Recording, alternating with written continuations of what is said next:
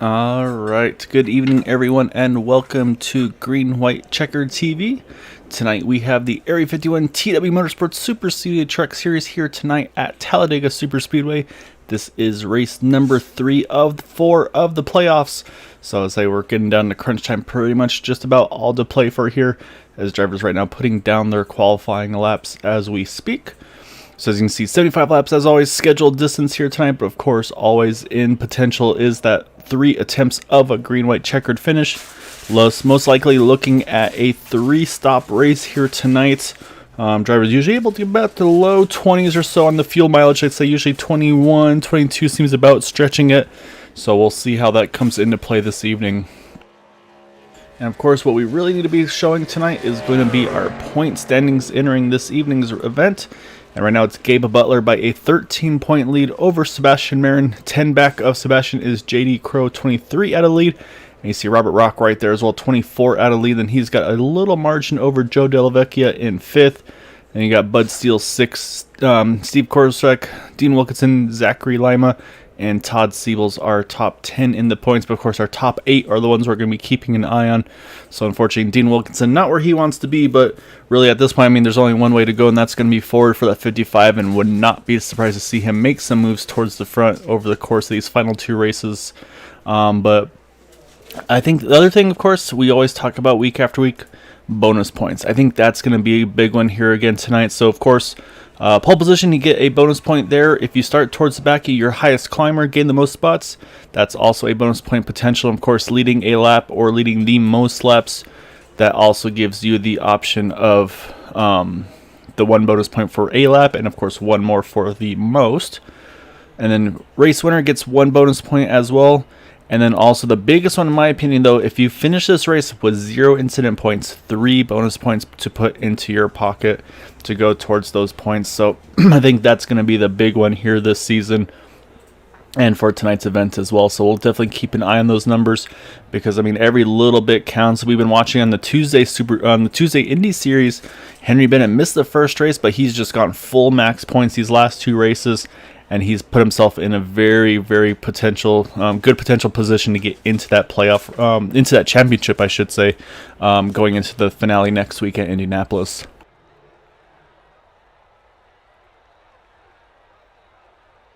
And the other thing too is the difference between first and second. There is a 5-point swing between the winner and second position, and then from all there on, it's pretty much a single point in between them. So that winning that race almost, if you will, pretty much five bonus points as well. So that could be really big for some of those drivers that are just on the outside looking in, like a JD Crow, Robert Rock. I definitely would not put them out of the running. So you just got to hope that things kind of fall into their interlaps, maybe get a little bit of luck. Of course, that always a big role in these races.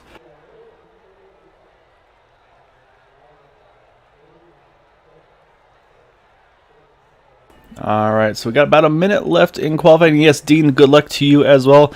And Muff, always good to have you on here. And so yeah, feel free to take care of all the autographs. I know you love signing babies as well, so don't hesitate to bring your children, babies, whatever it may be. Muff will sign anything and everything.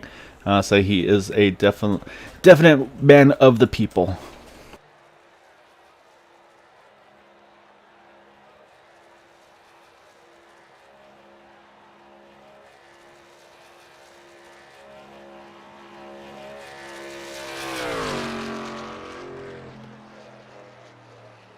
And also say, well, as we go through the qualifying order in just a little bit, going to have to throw some congratulations out as well. A recent winner in the Monday Next Gen Series. So a big win for one of the drivers that's in the race here tonight as well. Yeah, as I say, everybody's got their preference of who gets what order, right, Muff? So say that's only fair. Alright, qualifying has just completed. So like I mentioned, we want to go up over our qualifying results to kick things off here. And it is going to start off with Sebastian Marin on pole position by 0.02 of a second. Again, talks about the difference between those drivers coming in tonight. So that's going to be a bonus point towards that 23 over the 1. And saying only a 0.02 of a difference between the two to make that happen. So again, pretty wild how that works. And then you see right there, 3rd and 14, Wilkinson, Joe Delvecchia, just 1,000th between them. You got J.D. Crow, Eric Laurie, Jimmy Reynolds, Jack Walsh, Keith Horner, and Chummy Miller are top 10. And then in 11th, Robert DuPont. And then mentioned Donald Sadusky in that 41 truck, winner of the Next Gen race on Monday at Indianapolis Motor Speedway. And it was a nail-biter, so I got to be part of that race. And fortunately, made a few mistakes, and Donald Sadusky was able to grab the lead out of 4 on the last lap, because unfortunately, our 8th place qualifier, Jack Walsh, just not quite enough fuel, had a little bit of a sputter coming to the line, and that was just enough for Donald to sneak around him. And then in 13th, we got BK Anderson, Robert Rock, Derek Gilray in 15th. Bud Steele, Gary Slipinski, and Patrick Groover are top 18.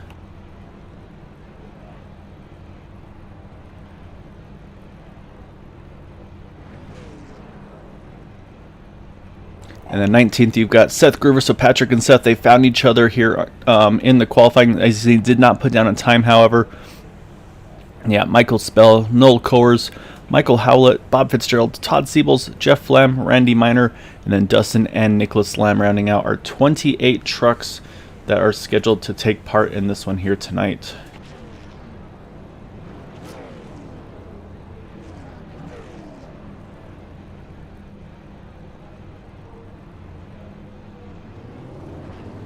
And yeah, unfortunately right now, currently rolling solo. I might be joined by Matt Wagner a little bit later. So I think he's got another race going on. Brennan's got his real life going on.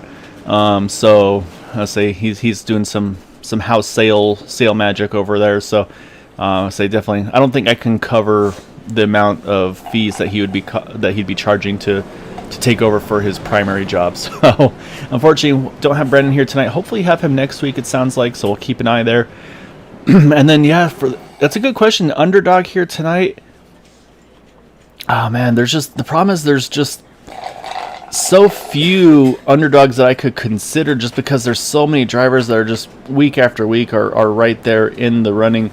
I'd say for the non-playoff drivers, the 2 I'd be watching for, Patrick and Seth Groover. That 0 and the 02 truck, those 2 are just monsters with the draft. They work so well together. And, of course, being Talladega, they got that 3rd group to work some magic here as well. But the one, you know what? I'll say, actually, no, you know what? I'm not gonna pull something for the underdog, because I am the master of the commentator's curse.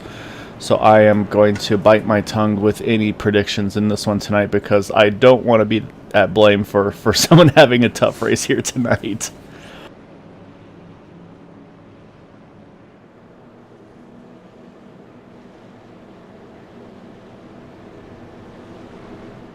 So at the moment, looks like actually 27 trucks on the track. Noel Coers in the 15 truck still did not grid. I don't see him sitting in the pit, so unfortunately we might be with 27 trucks here tonight. So we'll see as we get rolling here. But again, 75 lap scheduled distance. And again, as always, got to mention the differences. Daytona and Talladega, a little wider here at Talladega. Let's say about 0.16 miles longer than Daytona, basically 2.66 versus 2.5 for Daytona. And then, like I said, a little wider, a little more room for that 3-wide action. And then, as everybody loves to mention in these things, that start-finish line, you see Daytona, you'd be coming up to just about now.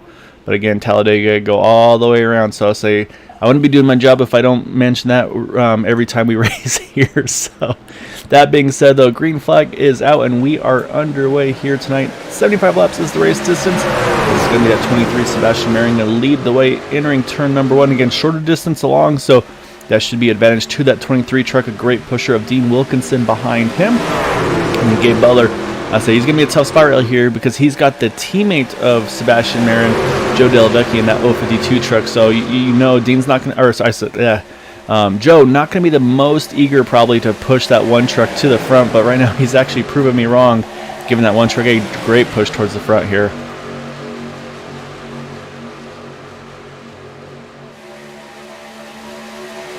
But now it's all about who can get to the line first, get that bonus point. Again, the 23 truck, he led a lap. He got the pole. Gets the bonus point there.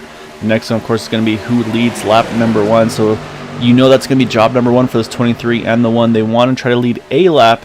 And then from there, of course, then the next step is to lead the most laps. And it is going to be the one, Gabe Butler. So Bonus point goes to that one truck, so that's going to be the next thing for the 23 Sebastian Marin. He's going to want to get that done as well.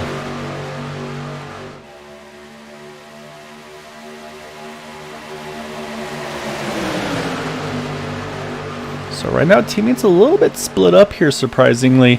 But pretty much between all parties, really. Like I said, the one you expect to see the 071 Eric Gilray, they work extremely well together. You can see the one there, he jumps to the inside in front of Sebastian Marin. That's going to allow now Joe Delavecchia to lead the outside line with the teammate of Gabe Butler, the 071 of Eric Gilray. And look at right there, Gabe's going to try to move back to the middle here. It's like, looks like actually maybe playing both lines here a little bit.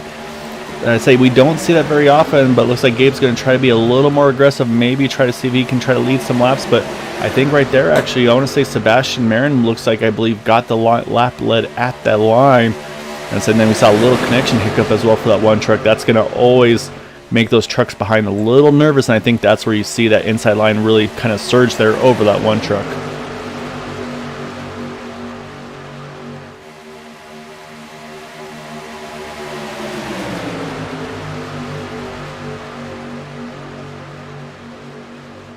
Again, still pretty early on, so not a lot of big moves as of yet. So I think I did see a few trucks starting to work their way towards the top, and it's going to be actually, I'll say, our winner on Monday night. I believe that's going to be Donald Sadusky trying to work that top side in that 41 machine. And as he's doing that, you can see people are starting to take note of it. You see there's the 35 of JD Crow. He saw that happening. He's going to jump to that third line as well. And so they're going to start, the more trucks they get, the more momentum they should start to kind of push their way forward. And then 19's got a really good helper with that, with the 78 of Gary Slapinski right there. I'll say Gary very, very good at these plate races. I'll say a really good pusher as well. And then you see right behind them, we got wiggles, we got contact. We're going to right in the front of the field. This is more likely than not going to bring out a yellow, as we still got some trucks piling in here. And amazingly, as of yet, no cautions thrown from iRacing. Enough trucks, I guess, stayed pointed in the right direction. And if you're the admin and racer, you probably have to consider throwing one just for the sake of how big that incident was. But at the moment, staying green, surprisingly. Let me go back. Let's try to see exactly how this all happened. So it just looked like a push gone wrong towards the front of the field here. So, oh yeah, you see, there's the caution. Caution has flown. And yeah, it looks like just maybe a little bit too big of a push between the 19 and the 35. And then amazingly, our 2 points leaders, they're just out in front of it where they don't get collected. But if you look down here further back, though, from here on out, it's just complete chaos. I say at this point, again, it's going to be easier to see who isn't involved in this one. You see the 08, the 6, the 88 all get caught up in this one around. And then, yeah, even further back, you see a couple more. One of the Lam brothers also caught up. Actually, I think two of them actually caught up in this one as well. So yeah, a lot of drivers getting caught up in that one. Bob Fitzgerald, we mentioned, he got sent around as well. And then unfortunately, a really great looking paint scheme in that 46 truck of Derek Gilray. Say not the way he wanted to start this one off here tonight as well. So yeah, a lot of drivers caught up in that one. And it's just Daytona Talladega. I mean, you just get the wrong push at the wrong time, and unfortunately things get pretty chaotic around. So going to be probably a lot of fast repairs going into play right off the bat here. We'll jump back live to see kind of where everybody is on track. And up front, though, it's going to be, looks like actually Gabe Butler showing up front. So I won't make that joke. I'll get myself in trouble if I try that one. But yeah, it looks like, well, actually, okay, I was going to say, I was trying to figure out where Sebastian Marin was in all of this. And I think by the time the caution came out, the running order changed a little bit. So not sure if the caution was through iRacing or if maybe the admins threw it. And I think if indeed that was an admin thrown caution, I think that's a great decision there because, yeah, there's no reason that shouldn't have been a caution, iRacing detection or not. So that's going to put us on our first yellow right now, lap number 6. And this is an interesting point now, too, because, again, we talked about that fuel window being probably about 20, 22, 23 laps at the most. If we go green to the end, this put drivers right on the outside window, I feel like, of being able to make it into it, make it to the end on 2 stops. So this is going to be crucial for some of these drivers here tonight to see if they can make that strategy work. And it looks like we're going to have a few trucks, I believe, trapped a lap down. But as a whole, I think everybody was able to pretty much get away from that one. Looks like the 81 of Michael Howlett may have got the worst of it, of the trucks involved in that incident, though.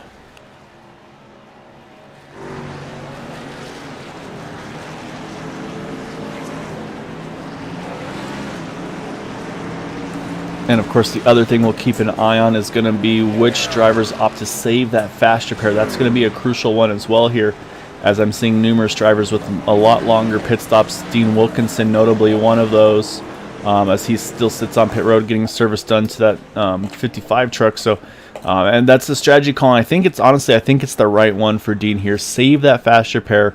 Because at this point, I think that damage is probably mostly cosmetic. He should be able to get away with it. Joe Delvecchio, you see he's in that little group as well. So unfortunately, you see Seth Groover just now rolling out. It looks like about a 40-second pit stop. It looks like most of these guys actually about 40, 45-second pit stops as they all come out together. And it's just going to leave a few more. It looks like Patrick Groover, Michael Spell, that are continuing service to their truck. You see Michael at that rear end, pretty significant damage as well. So I agree with, as long as it's not significant front end damage, I think this is something that they can get away with. So we'll definitely have to keep an eye. But I think right now that is the right call. We'll jump back up front though, because I believe, yeah, pace lights are still on the pace car here, so still under yellow. So I'm gonna step away for just a moment, and we'll get things back going here down the backstretch on the 1 to go.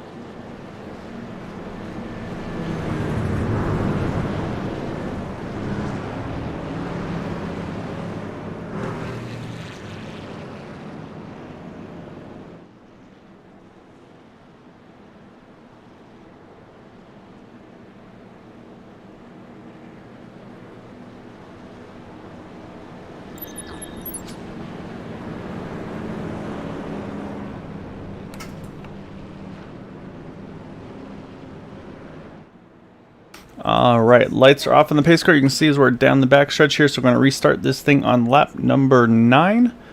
So let's say again, talk about that pit window. It's going to be tight to make it a two-stopper, but I think that's definitely on the minds of most of these guys. Not a lot of drivers topped off, looks like, from about 20th on back, starting with BK Anderson, and then Randy Miner, Dean Wilkinson, Todd Siebels, JD Crow, and Joe Delvecchio all pitting on lap number 7.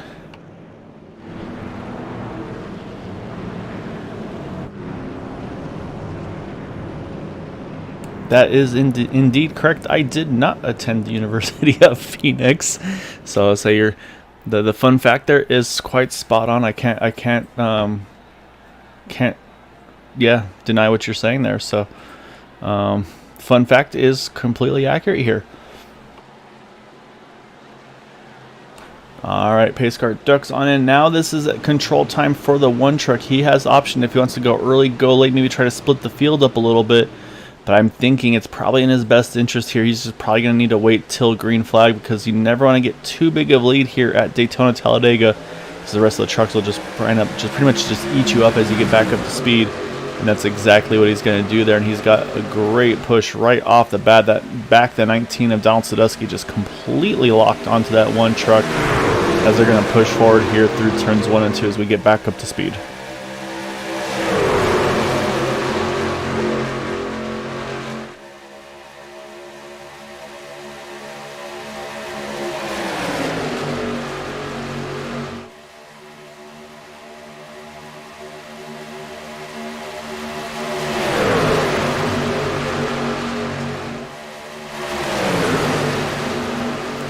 As they go through 3 and 4, it doesn't look like that 19 has moved an inch off of that one truck this entire lap here. And amazingly, even with that though, that 37-23, they've actually locked on pretty well to one another here as well. And I say at the line, I think Gabe Butler just going to hang on to that lead, but I'd say that 37 Keith Horner also doing a great job right now with that number. Oh, 23, as they say, that big bobble, huge save by Sebastian Marin. You saw how quick that thing bobbled. I don't know how he had quick enough hands to hang on to that truck. You saw the quick reaction by Keith Horner as well to roll out to not wreck him. But man, what a save between those two trucks. That could have been massive right there as they were building up the speed here, getting back up to green. Yeah, you're exactly right, Karen. I think, and it is the one faster pair for all the trucks here tonight, unless something's changed between previously and now. But yeah, I believe it should be set to the 1. And I think that's why we saw a lot of drivers opting to go ahead and save that faster pair. And saying, actually, we'll do the Groover update. Actually, no, I won't, because we got trouble up front here. It looks like, I believe, oh, that's going to be, I think that's Chummy Miller right there that's caught up in it. I think I saw Robert DuPont as well. Big wreck for those guys. That's going to bring caution back out here on lap number 11. The 07 truck's going to have to try to limp this thing back to the pits, but we're going to see what exactly happened here, because it definitely involved that truck right here. So let's take a look once more. See the 07, the 04. And it looks like, I'll go back and take a better angle at this one, but it kind of looks like the 04 just may have drifted up a little bit here. Let's take a different angle shot here. We'll look from the chopper. As I say, they always tell you kind of just use the lines of the track, and yeah, you can see there. Looks like the 04 may have driven up just a little bit here, and then just, yeah, heavy contact for the two of them. And I believe, luckily enough for both of these drivers, just the two involved as well. We'll keep an eye as they kind of slide across the track. But you can see it looks like the field pretty much just clears by right before it all unfolds. You see the 07, he gets down to the apron as the other vehicles are coming by. And then further up here as well, this will be a close call. But look at those, that's Bud Steele there, sharp lift there. I think Randy Minor following along with him there. Close calls for them, 35 as well. So great avoidance for those guys, as that could have really ruined their races as well. So again, we're going to jump back live because pit stops, and we are back to some more pit stops here to see. I think, again, this is probably now for sure, I think these guys knowing, hey, this is definitely now a 2-stop window for us. So this is definitely, I think, why these drivers hitting pit road have a couple strategy calls, drivers staying out. But for the most part, it looks like everybody's going to opt to go ahead and jump in here. Yeah, just a splash of fuel for these guys. But surprisingly, though, Sebastian Marin, he's going to put some tires on that truck. And that could be from that big slide, that save he had to make. He's going to go ahead and actually take all 4 here. So say, all joking aside, maybe one of those 4 tires and change of shorts there on that 23 truck, because that was definitely a big moment. And actually maybe a little bit of damage repair, because that truck's still sitting on pit road. Or the other option is might be dragging back to try to find his teammate, his helper, who's right behind him there, Joe Della Vecchia in that 052. Maybe a strategy call by these guys to try to actually come out together. Because I say, you see Joe kind of just cruising out. There goes Sebastian Marin. So maybe a strategy call by these guys to try to come out together and kind of get back lined up with one another here. However, talk about the strategies though. Dustin Lam in that 010, he's going to stay out. He's going to lead this lap, lead this race right now. And also Bud Steele, we talked about him having some great wreck avoidance there on that yellow that just happened. He also is going to stay out. These guys last pitting on lap 4 and lap 6.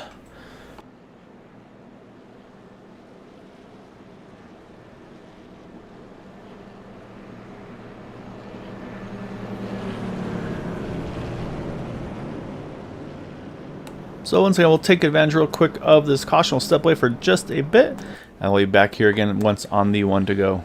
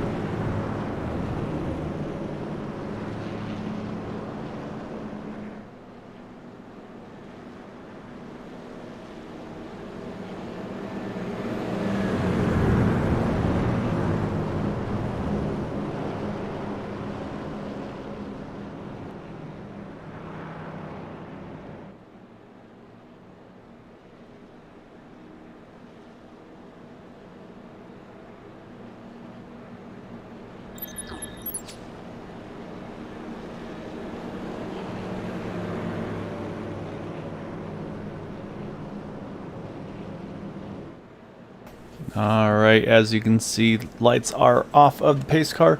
A lot of drivers opted to top off, looks like from about 15th on back, starting with Eric Laurie. And then, like I said, third on back, pitted under that last yellow. So pretty much lap 11, lap 12 for the majority of the field. 4 and 6 for Dustin Lam, Bud Steele. And I think pretty much guarantees these guys from Gabe Butler on back. I feel pretty confident saying they can make it on 2 stops under green flag conditions. Because right now it would basically be roughly about, if they can go 21 laps per tank, that should be enough to get them to the finish here, because of course restarting on lap number 14. So I'm pretty terrible at math, but so we go 14, then that would get us to 35 and then 56, and that should be easily enough then to get to that 75 markers with a couple laps to spare even. So I think, like I said, I think those guys feeling confident, but yeah, maybe some hope for some yellows for the 010 and the 6 cars. We'll have to keep, or trucks I should say, have to keep an eye on those guys. But let's say right now though, it's going to be Dustin Lam again, has control of this field. This is a good strategy for him. He's been again relatively new to the league here. Get himself some track position towards the front, maybe learn a little bit what these guys up front do that's different from what he does. As the field hits green, he gets going through the gears. But man, again, Donald Sadusky, that man is on a mission to pretty much push anybody and everybody in front of him, as he is just shoving the back of that 6 truck.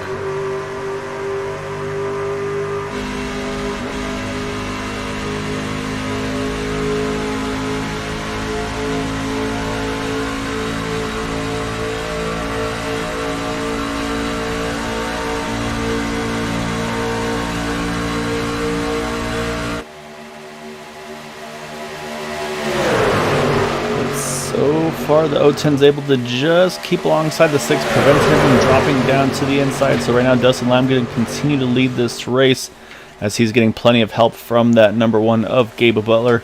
And then a little bit further back, haven't talked about Robert Rock a lot in that 171 truck. He's now worked his way up to that 3rd truck on the outside line. And now you can see big momentum starting to shift to the outside line. Bud Steele's going to get a lap led there in that number 6 truck. And so yeah, right now, it's just a nose ahead. Again, these guys got to just be a little bit careful with that push. You got to make sure you stay completely lined up. And of course, the big one as well is to make sure you don't get that truck too hot. And we already start seeing that 3rd line starting to form. Looks like that's going to be Gary Slapinski pushing on the outside. And not a surprise here at all, the 02 of Seth Gruber. He's also working his way to the front on that top side with the push from that 78. I'll say that 02 truck, though, and I expect to see the 01 at some point, but these guys just never hesitate to work that third line and try to get themselves back to the front.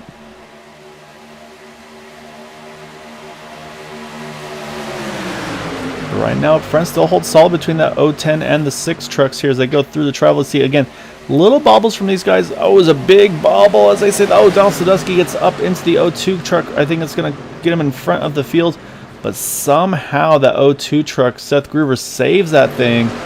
So you can see he's kind of got it pinned up against the wall here. And unfortunately, I say that's going to drop him pretty much straight to the back here. I think he might be actually either taking a tow, or if he had to burn that fast rear, might be retiring, unfortunately, from the event. We're going to go back. I'm going to jump back here, see if I can find exactly where that all, kind of how that all unfolded for Seth here. As I say, that's already a little bit too far back. So let's rewind a little more here. We'll keep going. We'll go back and keep an eye on the race afterwards. All right, now we'll pick it back up here. We're running at slow motion here, watching that 02. You see the 19 in the 6 truck, and then you see right there the 6 just gets a little bobble. The 19 reacts to it, but unfortunately that was not clear of the 02 truck. That gets him up into the outside wall. Great reactions here from the 78 Gary Slapinski. I think he's able to get away without any contact there. And then you see the other trucks making some quick avoidance there. Almost a couple incidents there as well, trying to sneak around that. So unfortunately, bad luck there for the 02 truck of Seth Groover, who we were just mentioning. But we stay green right now. And actually, Dean Wilkins, connection issue. My apologies. I thought I saw Dean hit pit road as well. But with all that had just happened, what that has done, though, that's now allowed Gabe Butler to get back in control of this race here. And haven't talked about Jimmy Reynolds tonight. I think, again, slightly new name, new face to the league here. But Jimmy is proving that I think he's probably been there, done that with these trucks here before, just maybe new here to Area 51. But obviously a lot of talent behind that 17 truck and behind the wheel of that 17 truck as well, because doing a great job keeping that that one truck up front now.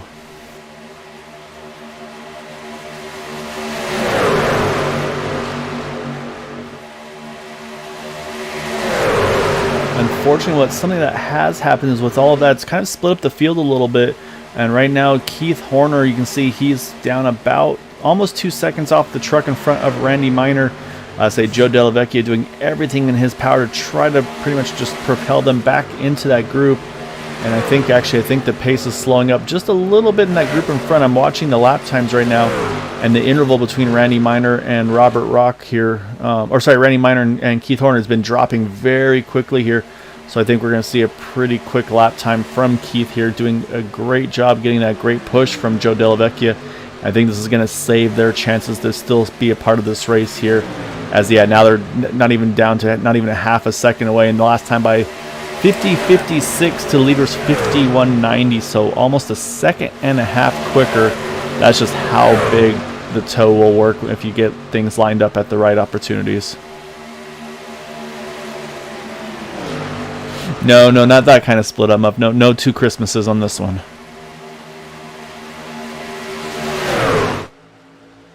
However, back up front, I was wondering where that 23 of Sebastian Marin was. Remember, we talked about him staying kind of further towards the back here. We talked about maybe trying to pick up some friends, pick up some teammates. And so you can see right off the bat, he's got that 32, I believe. BK Anderson. And here comes Joe Del Vecchio starting to join that party too. Now that he's gotten into that lead pack, he's going to try to do some more here. And it looks like also, I believe that was, Keith Horton, 37. He wants to join that party as well. So we've got 4 trucks now working that third line, 3 in the middle, and then about 5 or 6 down on the inside line. So right now, Gabe still has the slight advantage, but I think we're going to start to see that momentum shift towards that third lane here with Sebastian Marin.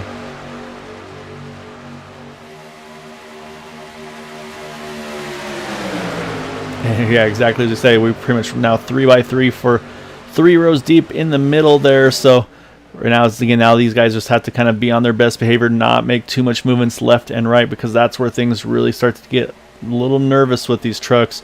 But so far, so good, because again, still got a lot of racing left to go here. Only starting to come around to lap number 21. So let's say we're just getting about to where the normal first green flag pit stop would have occurred. But of course, with the cautions we've had, these guys can go pretty much another 10, I'd say 10, 12 laps most likely, before we see that potential for scheduled green flag pit stop.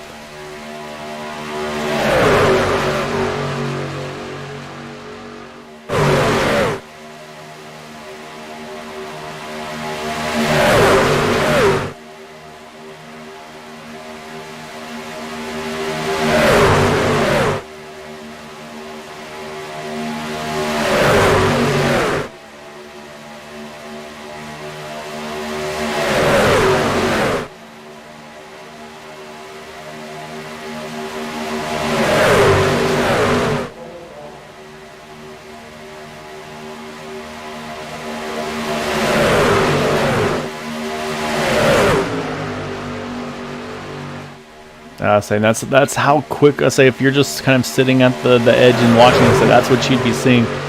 Say you just pretty much blink and these trucks swing right on by. But impressively though, again, the inside line able to really hold station here. And we're talking about that Dustin Lam in the 010 truck. Sorry, I still have to remember all these numbers.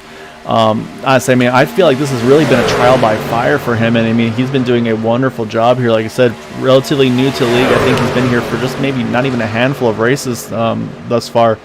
And I'm saying, like I said, stayed out to get the track position and is in a really good spot here. I mean, and this is probably the toughest spot to be in when you're running the middle of the 3 wide. And you got that truck just kind of trying to shove you through to have to make sure you have to hold a really steady wheel, hold a really steady line there in order to be able to keep yourself in that position. You see he's actually been able to propel himself to the front there. And now, yeah, he's going to indeed does. That's what I was wondering there. He's going to sneak in front of that one truck of Gabe Butler, because Donald Sadusky, probably as hard as he was pushing, started to get a little bit hot. That's going to now allow that momentum possibly to shift back to that 3rd lane now with Sebastian Marin on the outside.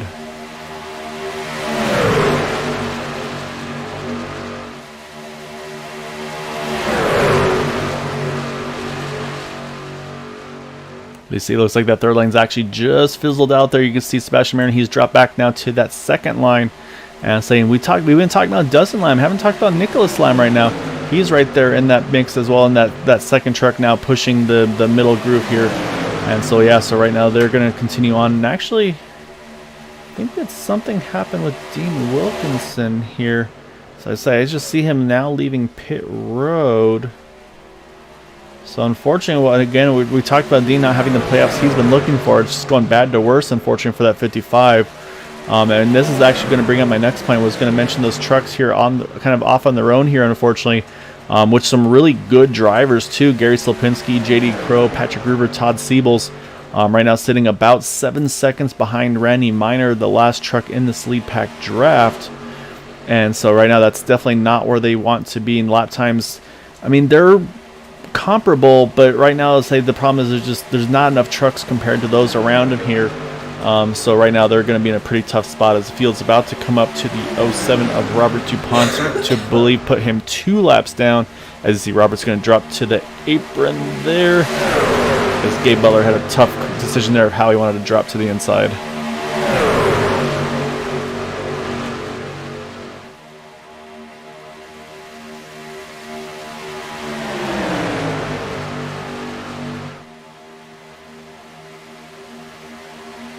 Yeah, so apologies again for the chat, trying to take care of that now.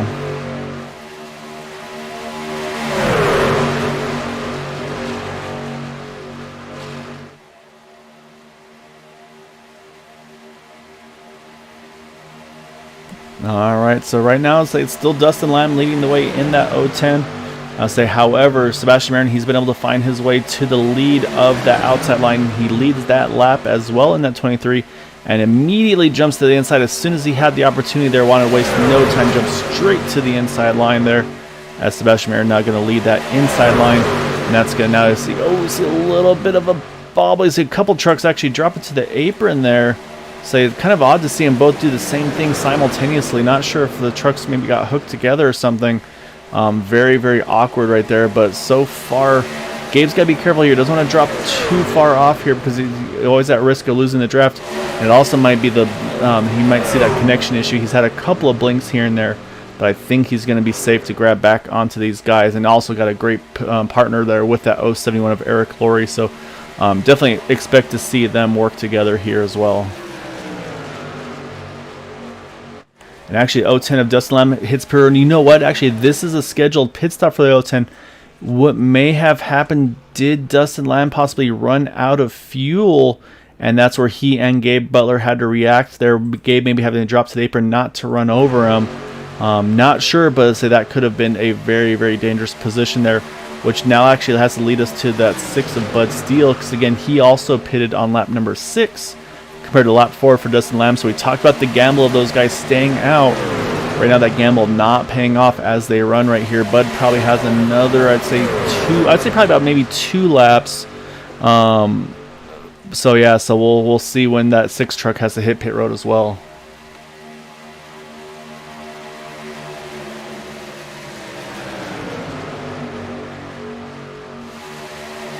Yeah, things definitely settling out up front right now. And it's actually now back to the, oh man, the 16 of Donald Sadusky. As you saw him get big loose there through the travel entering turn 1 there with the push from Sebastian Marin again. These trucks are a little dicey when you push with them. Sometimes they say if you're not lined up quite perfectly, even if you feel like you are, they just do not react well. And so I think we saw almost a little bit of that. But I'm going to give a hats off right now to that group a little bit back, Gary Slipinski and company. They're not out of this. They are closing the gap and actually doing some pretty big gains right now. So I'd be interested to see, can that 7835 and company, again, they've got great drafters in that pack, and they've actually dropped it now down to about 5.5 seconds off the back of Randy Minor here.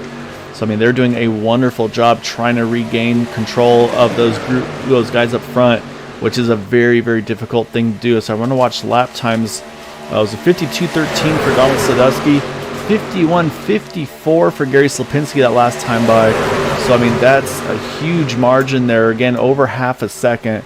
So yeah, so these guys are really working that group, trying to get themselves up there. And like I said, they've got some really, really good drafters as well. We know JD Crow, he's been a great pusher. We know what Patrick Gruber's been able to do. Todd Siebel's also. And they've also been able to pick up the 07 of Robert DuPont. So say the more trucks they have, the better, of course. So yeah, these guys are doing exactly what they need to do to try to bring that gap back down and get back into this lead pack.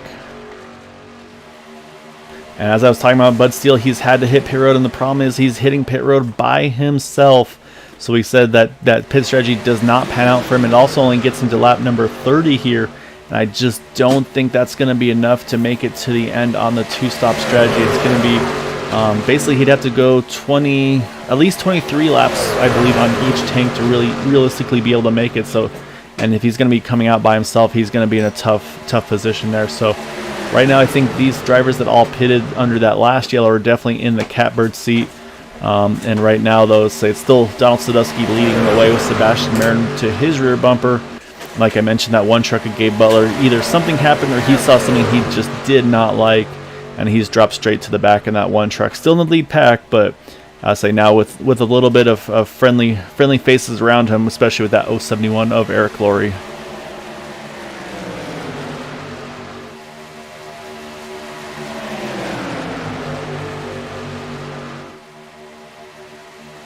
So some drivers I haven't had a chance to talk to about lately. Jack Walls right now is sitting solidly right now in that top 5 in that 83 truck. So he's been put himself in a pretty good position here as well. And saying he's one of those guys, as long as he's in contention at the end, he's definitely one that you always have to keep an eye on. Also a really, really good recovery, Derek Gilray in that number 46, that Superflow paint scheme truck, say with the Flow Racing on the side. Also a really good recovery for him being involved in that previous incident as well. And then Bob Fitzgerald in that 08 truck. I think I saw NVIDIA on the door, and I say he's going to need to have some good graphics in order to kind of be able to hold on to that shine on the truck. A lot of chrome, got a lot of good looking chrome on that truck. So you need some good graphics to be able to handle all that chrome on these things. And we got some pit stop strategy going on right here. Gary Slipinski, he's leading those guys that pitted together. So he's got JD Crow, Patrick Gruber, Todd Siebels, and Robert DuPont. They all hit pit road together. They had to go a little earlier than these guys up front here, getting to lap 32. And this also might be a strategy, maybe to short pit by a lap, just put a little bit less fuel in that truck to get out a little further. And oh, Dean, I'm sorry to hear that, man. So yeah, connection issues are always a bummer, man, but say it's the nature of the beast of these races.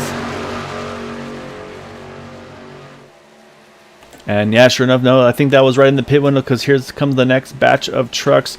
Oh, we got a couple trucks trying to react a little further back there, so I was trying to see exactly who it was. Oh, I think it was Nicholas Lam is in a tough position there, so I think it's actually, oh, we got all sorts of trouble on pit road here. Robert Sadusky's around. I saw Michael Spell caught up in something as well. So unfortunately, just everything going wrong on this pit stop. So playoff-wise, Robert Rock, we'll see if he got through it clean or not. He could overshoot his pit stall a little bit. However, our two championship rivals right now, the 23 and the 1 truck, they both opted to stay out that time and come in probably this time around. And yeah, right now these guys, let's say that definitely is going to be the right call. And this could really split the field up here once more. And probably in the advantage of those guys that had pitted pitted a little earlier, like Gary Slipinski and company. But so here comes the majority of the field. We got 2 staying out here. Jack Walls going to go a little further. That's a deep entry by the 23 truck. And I think he's going to get away with it. It looks like everybody else gets in safely as well. So much better pit stop for these guys up front. But Jack Walls, he's just stretching that fuel mileage. But this is not what you want to have here. You do not want to be running side by side. Jack's probably just, maybe king up, maybe not, but probably screaming to himself, you need to stay behind me. We need to be drafting together, because this is just destroying Jack's plan here of going that 1 extra lap, because these trucks side by side is just going to completely kill their overall speed.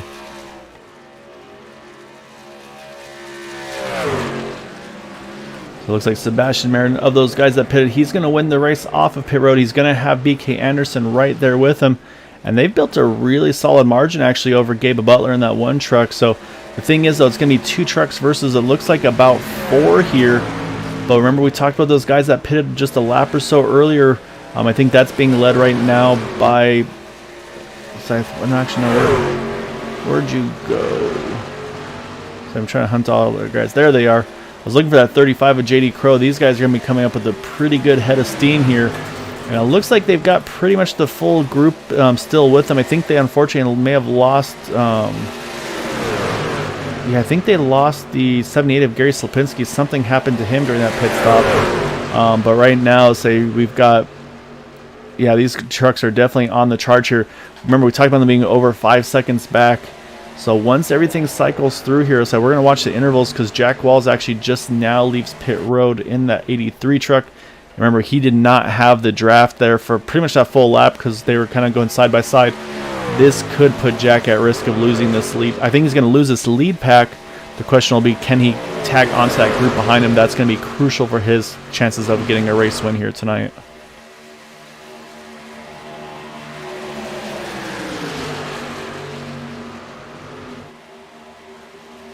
I'm watching the intervals for JD Crow. I mean, he is on it right now.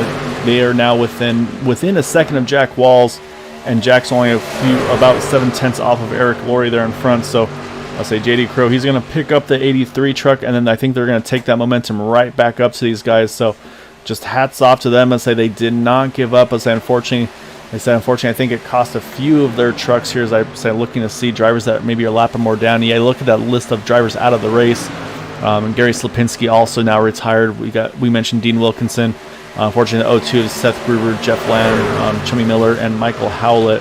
All those drivers out of the race. But Jack Walls, he does tag back onto the back of this group here up front, so that's huge for him. Again, had to go 1 extra lap there. It was really tough sledding for him, but he's able to do so. And so now we're going to have, at the moment...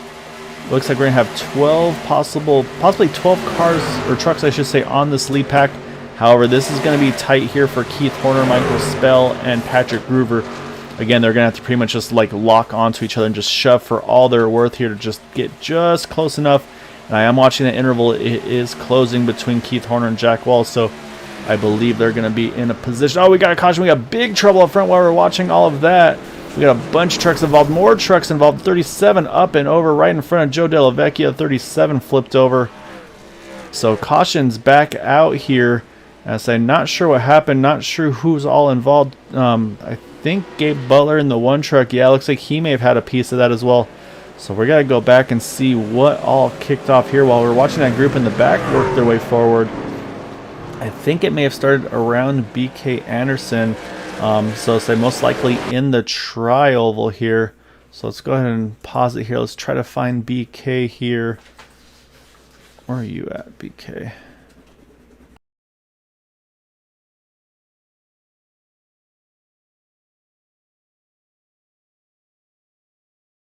Say, can't find these drivers for some reason, but we'll start right around here. So I think it kicked off right towards the very front, because then Gabe Butler is right there. You see the 30, there's the 32. You see the 35 to his outside, and just, oh yeah, just looks like the one drove up a little bit. We'll do the same thing as last time. The travel's hard to get the best angles, but it looks like the 32 may have just drifted up a little bit more than he had meant to. We're going to go back to the chopper view here.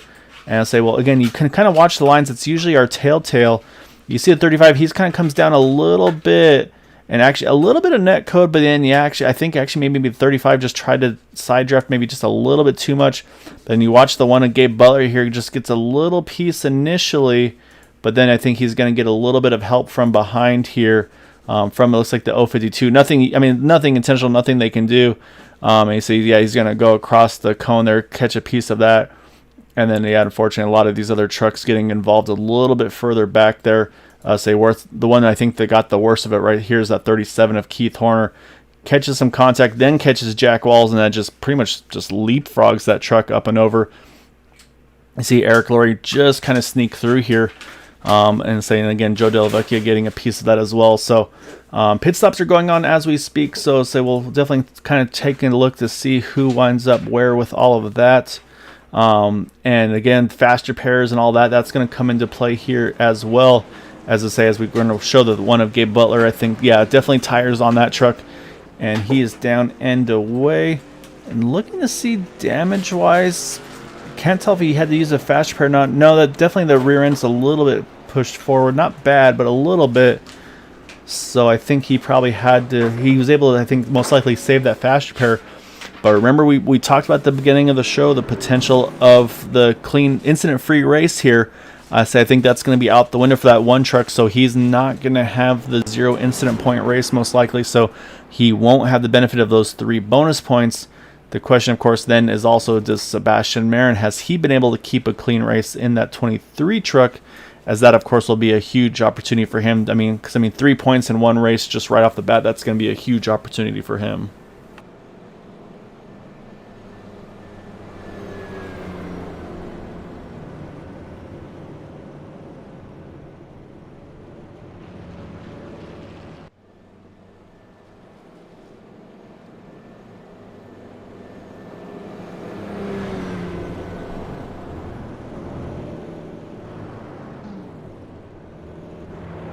Alright, so also looking at the lap counter here, we're on 38 of 75, so it pretty much is right at the halfway point when this caution comes out.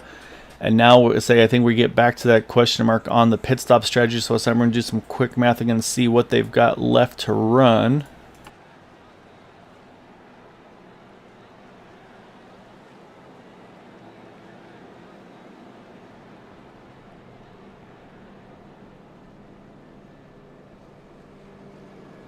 And surprisingly, actually, I'm really surprised here to see Sebastian Marin hit pit road. I would have thought for sure he would stay out here and just kind of try to control this race, but he actually opts to hit pit road. And he's bringing a handful of trucks again with him too. Looking at the numbers, I don't see this being any differential maker on fuel if being able to go further or anything like that. So this might be just maybe try to play it a little bit safer. This has definitely been a pretty exciting, eventful race here early on. So maybe just rolling himself a little further back for his own safe being as well. So I'll have to keep an eye on that, because right now, looking at the numbers here, basically I think these guys, as long as they can go about, again, 18, 19 laps on fuel, they should be able to make it to the end. So I'm not too worried about that. I think these guys will be able to make it on one more stop, easily be able to make it on one more stop to the end, as we got 37 to go, restart with 36 to go. So, of course, just do the numbers there. As long as they run 18 and 18, they'll be good to the end. The one potential wrinkle in that could be the strategy call. Could topping off, and maybe if you can really, really save fuel, if you can keep it to just putting 1 can of fuel in that truck on your final pit stop, it saves you multiple seconds. So, that could be the difference of between maybe, let's say, a 12-second stop after plugging that second can in to maybe an 8 or 9-second stop with just having basically putting the 1 full can in. So that could be a potential strategy call for some of these drivers here. Probably topping off right there, and then probably also going full fuel save, knowing that maybe they can pull something out of the hat if they can make a very, very quick last pit stop.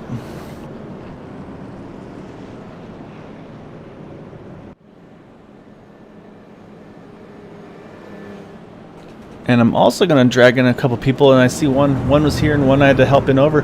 I'd say I was rolling slow. I think I got 2 friends here tonight. So I see a Matt Wagner, our IndyCar Series leader, going into finale next week at Indianapolis. And then my normal partner in crime, selling houses, making money, Brandon Webb. So guys, if you're both here, good to see you. Say we're just about to get restarted here. Just crossed the halfway point, so we're going to restart this one with 36 to go. And it's been a wild one. Yeah, I had to take care of some side business, but I was able to come in and after a little bit of technical difficulty, catch up on what's been going wrong, or what's been going on, I should say. And looks like it's these guys have had their hands full tonight. That they have, and as they honestly, as they going wrong, going on, say going wrong might be about right. It's definitely been an intriguing one, and so as we get back to green and say it's and Donald Sadusky, I mean, he's been one that's been really aggressive. He wants to control this race. I think be up front, be in contention. So he has not been one content to ride, I should say. So he's been staying after there. So now he's got Robert Rock right there with him in that 171, and then Jack Wall's trying to lead that outside line. Yeah, it looks like one of those weeks where you're going to see some guys, just because of some of the action that's happened on the track, some of these mix-ups that you've had, that you're going to see some guys that you might see up front on a regular basis, and then a few guys sprinkled in that you don't see there very often. So it's going to give some new guys and a couple of other contenders the opportunity to really be more aggressive and stick their nose out there and try to lead some laps. Yeah, exactly right. Now, this is going to be a potential big implication here. That one of Gabe Butler hitting pit road on that one truck as they were coming back up to speed. So this is going to probably put Gabe about a lap down, I would say, depending on what the penalty is. If it's just maybe a stop and go possible 40-second hold. Say, not sure what the penalty would be there for that one truck, but he's having to hit pit road right now.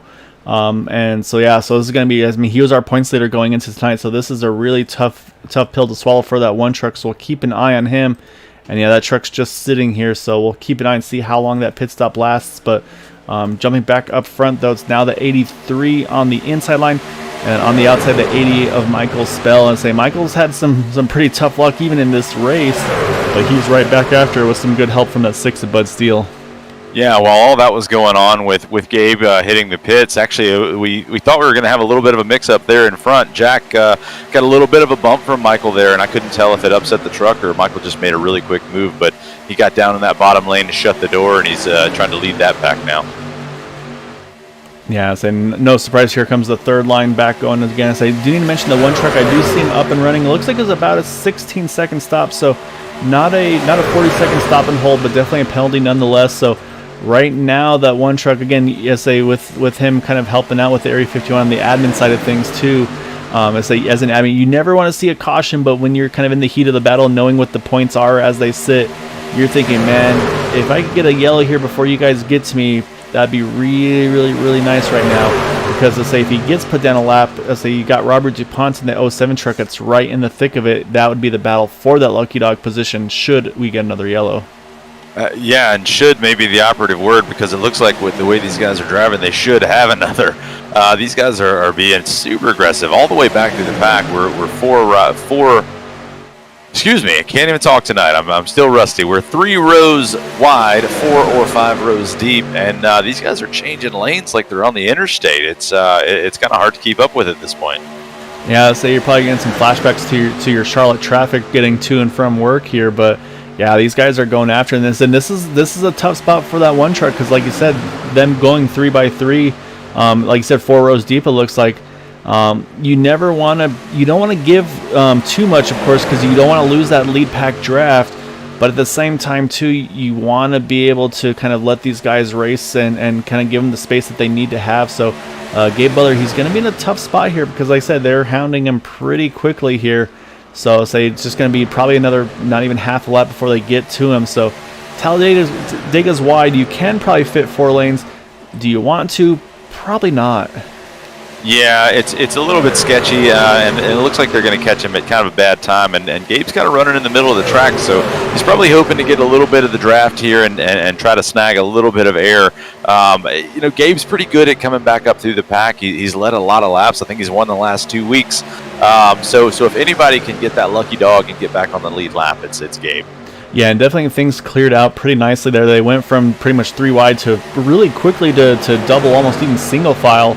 So yeah, so Gabe's able to tag right back into the draft. So now his next job is going to be, he has to decide here, does he just kind of ride and play it safe, or does he have to start getting aggressive? Because again, right now, Robert DuPont actually in the 07 truck, he's sitting in that lucky dog position in that 07. So now it's that risk versus reward kind of what do you want to do here? Do you want to push and put yourself in potentially a risky position, or do you want to make some big moves? And I think that we've got our answer right there, as we saw the one just jump straight to the top of that 23 truck, Sebastian Marin. I think Sebastian was saying, hey, I can lead you up there, and Gabe's thinking, I'll go ahead and try to lead myself up here, thank you. Well, if anybody can push Gabe to the front, it's going to be somebody like Sebastian. Gabe knows how to work the draft, but Sebastian knows how to push. Hopefully I'm not sure if Gabe was able to take that fast repair, but hopefully Gabe was able to get the aero fixed on that truck. He had a little bit of rear end damage from that last wreck, but like I said, if anyone can make it back up through there, I think those two trucks together can do it. Yeah, I think it looks from I'm seeing, it's still a little bit of rear damage, but it's right in the center, so it shouldn't be too bad, I don't feel like. But that being said, that third lane move he was trying to make has not really panned out, because right now it's been Sebastian Marin trying to work with the 88 of Michael Spell in that middle line. And so right now that's kind of hampering, I think, his potential advantage to try to work that second groove. Like I said, kind of forcing him up to that third lane here. So right now they stay pretty much up on that top side, and just, again, not enough trucks to really build that momentum. But I say right now, though, up front, though, Jack Wallace, he's definitely enjoying what he sees in front of him, which is just nothing but clean track. And again, a really, really solid pusher of that number 19 of Donald Sadusky. Yeah, I almost wonder if some of these guys are talking on Discord or whatever, just trying to say, hey, let's settle this down a little bit. You've now, instead of three wide and jockeying for position, you've got some of these guys of about a dozen cars on the inside lane, and it looks like that second lane's starting to group up as well. But some of these guys are probably wanting to let this calm down and take a breather and maybe regroup for the last 30 laps. Yeah, so there's definitely going to be two sides of the coin for who's going to be wanting what right now. And like I said, right now it's kind of opened up some opportunities for some drivers. I mean, Muff was talking in the chat a little earlier about maybe even having some dark horse drivers, who those might be. And I never want to consider them dark horse, because in these races, really, honestly, it's anybody's to play for. But I'm looking at that front row right now of Jack Walls and Michael Spell. We know both drivers are capable of getting up front, winning these races. Just the luck hasn't been in their favor. So you kind of wonder, hey, we've lost a good chunk of drivers here tonight due to some bad luck, and even they've been caught up in some of their own bad luck. However, they've been able to recover, so maybe if their fortunes can turn here the second half of the race, as we're down to 28 laps remaining, I'll say you never know when could be your night, if things go the way you want it to, because of course you got to have the abilities of driving and all that, but you can never do it with a little bit of luck, with things kind of going your way, for either a caution coming out at the right time or not coming out, or just getting the right push at the right time. You're definitely right. This is one of those tracks that you just can't do it on your own. You can have the fastest car in the field, but you're going to need a little bit of help. You're going to need some really good decisions along the way, and a little bit of luck is never going to hurt. But I'm seeing that second group stack up with some drivers that know how to make it to the front, and I'm watching Gabe here, fourth car back in the second groove, and he's made it to the lucky dog position, only barely, but he's following the right guys to get there. Yeah, exactly right. When you were saying that, it was like maybe a half a truck length now, kind of stretching out to about a truck now over that 07 truck. So, but yeah, and that's the other thing too is, look at the drivers that are in here. The teams. It's all really split up here. Gabe Butler, yeah, he's got Eric Gilray behind him, but again, Gabe's trapped a lap down right now in that one truck, so it's not really the position he wants or needs to be in. The 23 truck of Sebastian Marin, unfortunately, I believe his help is not. Yeah, I think Joe Delavecchia, I think he retired as well. So some of their bigger help as well. I think Sebastian still got the.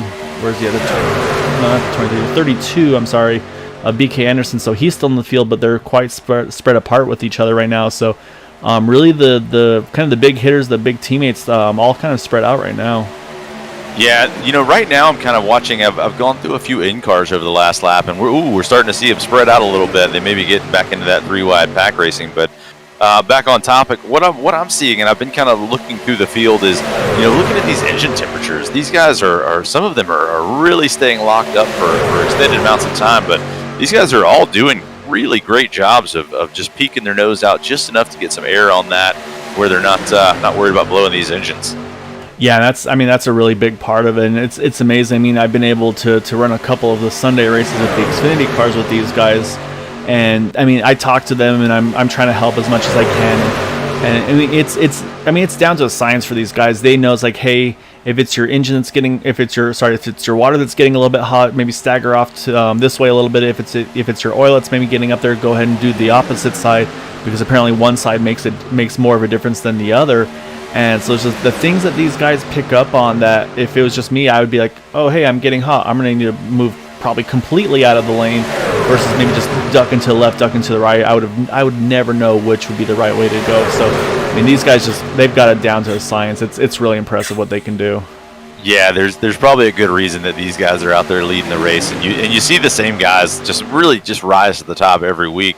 You know, it's a lot of talent, it's a lot of knowledge, and they just know what to do at the right time. I'm watching the 23 car just pull this group around, but I'm watching Jack Horner here just peek out from the left and the right, but they're still staying really tight, so keeping that momentum on the outside line and not making it easy for Jack on the inside. Yeah, exactly right. And that's actually, I mean, that's another one we got to mention, is that 37 of Keith Horner. I mean, I don't know what's been, I haven't really seen a lot of him that I can remember, at least in some of these races. I think probably relatively new to the league. But yeah, I mean, this race, I mean, he's just been on it from pretty much from the green flag, just pushing these guys towards the front, being himself towards the front a few times. I mean, I think he's showing that, hey, if you need a pusher, say, yeah, you want your teammates, but it's one of those things where you kind of make deals with guys you got around you, especially when things start to get split up. It's like, hey, I've lost my guys. You want to try to help each other out to the end of it, especially like I said, Sebastian Marin. I mean, he's going for the title here, and he knows he's got himself in a good spot with Gabe Butler being trapped a lap down as they run. So he's kind of thinking, I think he's got to go for basically finding anybody and everybody to kind of help his chances. Yeah, you've got to do what you got to do. You know, that's what makes these guys experts. And man, this bottom line's making me really nervous here. But that's what makes these guys the experts, is they know how to make those decisions, and they know how to make them very quickly. So, you know, the top line, they're going the long way around, and every now and again they'll get a little bit strung out. But right now they're keeping that momentum up. I say that, they immediately drop back. But they're keeping that momentum up and really staying in contention there, and putting a lot of pressure on Jack on the inside line.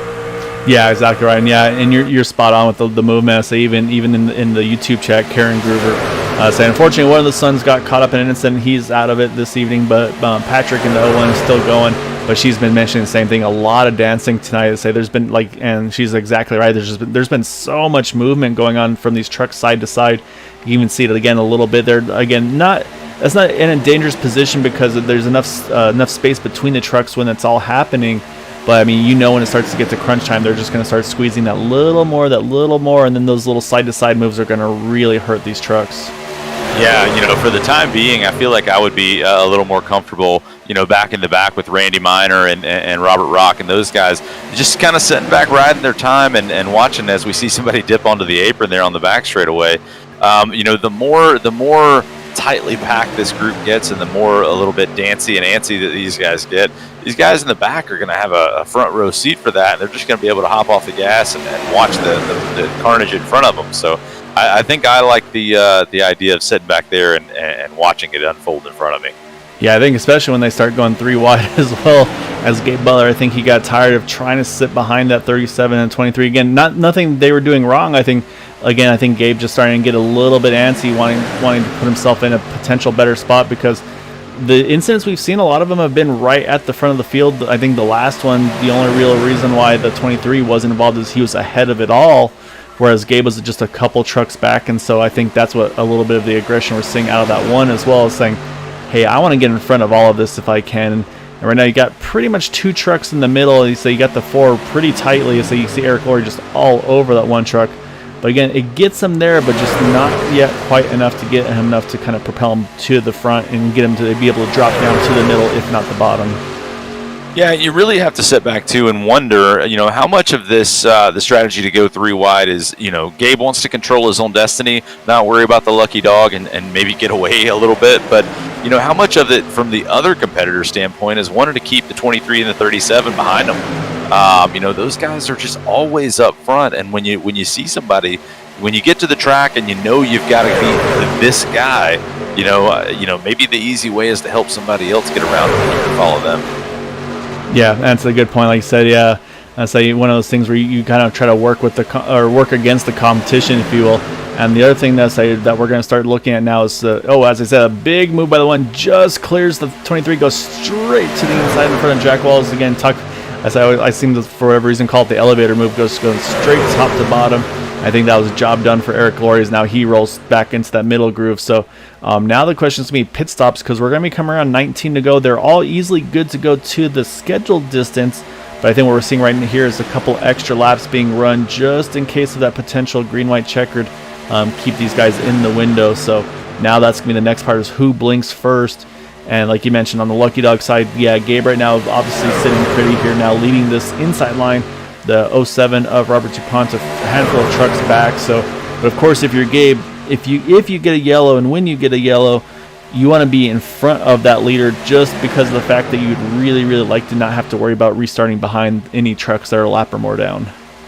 Well, not only that, but going back to the pit stop and the pit strategy, the thing that I hadn't thought about until you mentioned it is Gabe's a lap to the good on everyone. So does he stay out there and hope for a caution, or does he pit with everyone else, play it a little bit safer, as we see some guys ducking off into pit road now? Yeah, it looks like about 4 trucks there. Looks like Dustin Lam leading him off with, as they said, he gets a little loose. I think maybe too much rear brake, loops it around. I think Robert Rock, Todd Siebels, and Randy Miner are able to sneak around him. And it's something that I've seen a lot of. I mean, I even did it myself in my Sunday race, where I just had too much rear brake in my car. I was having troubles in practice. I just basically was kept on locking up, so I started getting aggressive on my bias, putting it towards the back of the car.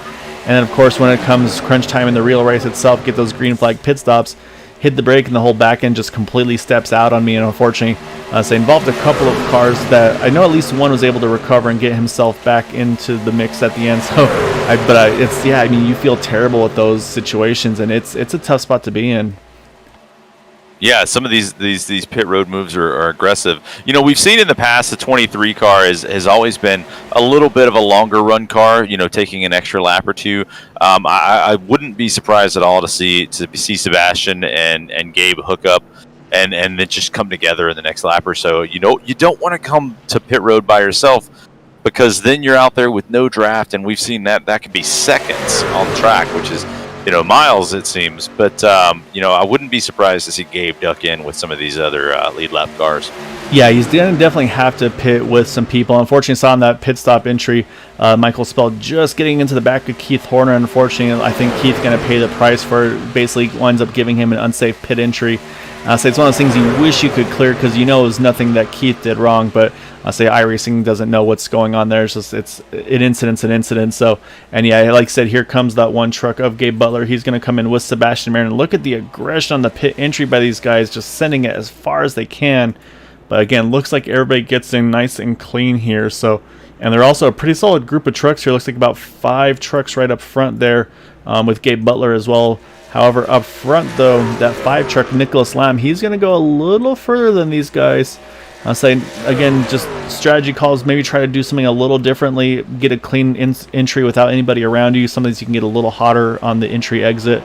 So we'll see if that pans out for Nicholas, as he's going to stay out, get that lap led, as he's going to have, actually, as I said, as actually going to have Dustin Lam jump to his outside. Again, that's exactly the opposite of what he wants to see here, because he wants to have that drafter all the way around that lap. So this is really hurting that 5 truck right now.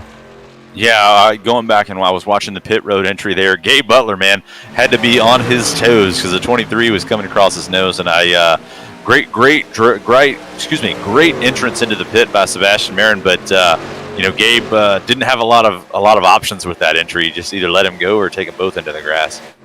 Yeah, however, the money stop award right now is going to go to Patrick Groover. Maybe a gamble, not sure. But he had a 9-second pit stop compared to a lot of these other guys being in the 11-12 second range. So I think Patrick maybe was saving a lot of fuel under that green flag run, allowed him to get that quicker pit stop, but maybe too quick, because like you say, you never want to get a big lead with these trucks, and he's exactly got that right now as Gabe Butler's trying to play the draft game. Did not work. Oh, big bump there for Bud Steele. I think what Gabe was trying to do there was trying to lead that outside line. But again, some of these guys, they know this is their chance. They want to win this race, as we got now 15 to go. And Jack Wallace kind of went from the middle to the top to take that momentum, which, he had a ton of momentum, so it made sense for him to do that. So right now he's going to take over the point with the 19 of Donald Sadusky right behind him. Yeah, the other battle I'm watching right now is with the way this all shook out. Right now, I think Gabe is on the lead lap, but only just. And the car that he's fighting for that position, Robert DuPont, right there behind him. So these guys, I think they're going to be fighting the battle of who's going to get there first until this caution comes out. Hopefully it doesn't, but for their sake, hopefully they're in the right position if it does. Yeah, and you're exactly right. That was 7 right behind that one truck of Gabe Butler, and also now add to the mix that 37 of Keith Horner had that pit penalty, not of his doing, but unfortunately got caught by it. However, though, I was curious if Gabe was going to jump to the top. He opts not to, and it's going to be Patrick Gruber getting good pushing from Sebastian Marin. They're going to work that second groove once more. And saying they've got a couple strong trucks there as well. Bud Steele's right in that mix. JD Crow's there. BK Anderson's right there as well. So you can see, again, we talked about that side-to-side movement. It's starting to kick up once more. Yeah, it is. And if I'm the 07 there, you've got to kind of control your own destiny. Robert DuPont cannot sit behind the one car. It's a great car to follow, but if the caution comes out, you're stuck a lap down, and that one car is going to get the lucky dog. So, and I don't think it's going to be that long before Keith Horner can jump back in, and that is a surprise. Yeah, something though. 7 hitting pit road here. Not sure what that's about. Maybe a pit penalty and just went as far as he could before he had to serve it. So that's unfortunate for Robert. So you're right, though. That now puts it into Keith Horner's hands. Can he do anything with them? And right now he's the last truck just tagging onto the back of this lead pack here. I think they should be able to grab onto it here. But yeah, so now it's going to be between that 1 and the 37 now as they run.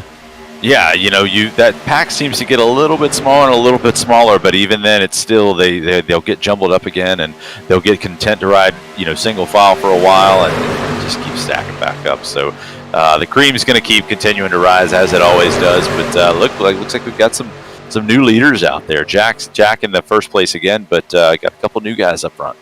Yeah, say Patrick Gruber, like I said, worked his way to that outside line. He's got great help, of course, from Sebastian Marin. And we've been talking about Donald Sadusky all race long. I mean, he's just been pushing for all he's worth, it seems like, this race. And then a couple guys that have been pretty quiet, but as they always, you never are not surprised to see them at the end of these ones. If they can keep out of trouble and kind of put themselves where they want to be, it's easier said than done a lot of times. I say one of those is Todd Siebels. Always opts to start towards the back, and actually a surprising move here for the one truck, Gabe Butler. He's actually dropping to the back. And again, we talked about that 37 truck. That's going to now put the 37 in that lucky dog position. I'm a little lost to see. I'm not sure what the strategy call is here, but now he's got to be careful because he's really in danger of once again losing the draft because he's dropped back, I think, just too much right now. Yeah, he dropped back, and I'm not sure if that was something up with the truck. It looks like he's back to speed right now, but he dropped back pretty aggressively. I wonder, I don't know if he saw something in the 41 that he was afraid of, or if there's something up with that truck. But an odd move, and we're back to 3 wide racing again. Yeah, I was going to say, we're back 3x3. And saying he did this before the 3x3 started, so I would say we can't say it's due to that. But like I said, though, the concern now is for him is going to be Keith Horner because, again, of course, I mean, like I said, you would want this race to go green just for the competition standpoint. Sebastian Marin wants this thing to go green. But yeah, so it's an interesting call there. He does hang out. He does get back into the draft there, so that's no issue here. No track position lost on the drafting front. But yeah, I mean, it's just if there's a yellow and if Keith Horner gets through it, that's going to put Keith in the catbird seat there for that wave round. Then Gabe is still sitting there, stuck one down. I almost wonder if that was a calculated decision. I've watched Gabe and Eric draft in the past, even in the last fuel run, they found themselves together on track. So I almost wonder if that was a calculated decision, just to get two guys that work well together, just get them back together and then let them work back through the pack if they decide to. Yeah, it is very possible. And the other thing that now has me not concerned, but maybe a question mark is the 01 of Patrick Gruber, the 6 of Bud Steele. Mentioned again, they had about 2 to 3 second quicker pit stops than those guys around them, and now they're leading their respective lines right now. And so to me, I mean, that's going to mean they're burning the most fuel of any of these trucks out here. So is it enough fuel for them to get to the finish? Does that account for green, white checkered finishes?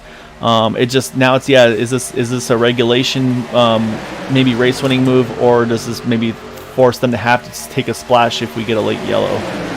Yeah, I mean we're coming down to the wire here, so it's I think strategy's kind of out the window at this point. But but the concern I have is just watching how much these guys are moving around, and not just from contact, but it almost looks like a windy day.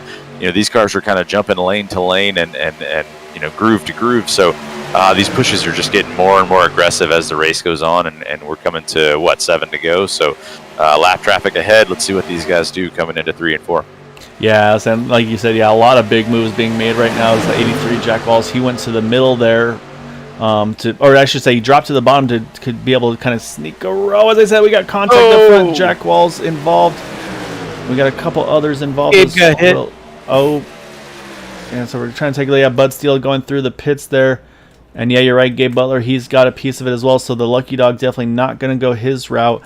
Keith Horner actually also involved, so neither of them would be the recipient of that Lucky Dog. So crazily enough on all of this, we'll have to see who's the next truck a lap or more down, because I believe that could then cycle out over to, waiting for my timing scoring to update.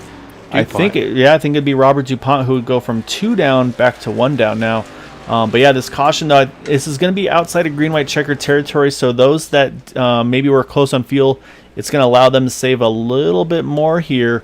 And it's also a great break right there. You saw that truck going right by there. I believe that was Dustin Lam. I'm trying to find my timing and scoring here, the 010. Yeah, Dustin was the lap car that the field was coming up on just as the wreck happened. So it looked like he was trying to get out of the way. I think it's really going to depend on when the caution came out.